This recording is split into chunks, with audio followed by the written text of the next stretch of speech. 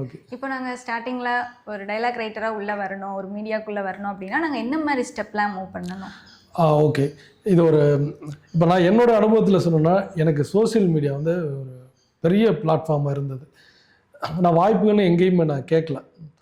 Social மீடியாவில் நான் உங்களுக்கு ஆல்ரெடி சொன்ன இந்த ஒரு போஸ்ட்டில் ஒன்று போட்டேன். அதை பார்த்துட்டு அமிர்தராஜ் சார் என்னை கூப்பிட்டாரு அப்படின்னு சொல்லிட்டு.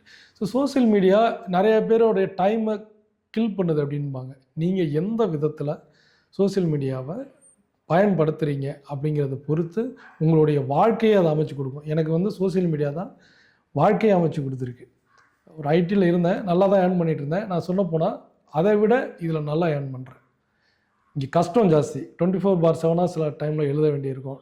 வீட்டுக்குள்ளே இருந்தால் எழுதுறோம்னாலும் வீட்டுக்கு ஃபேமிலிக்கு டைம் கொடுக்க முடியாது. இந்த மாதிரியான சில கஷ்டங்கள் இருக்கும். பட் பழகிட்டாக்க எல்லாத்தையும் சமாளிக்க முடியும்.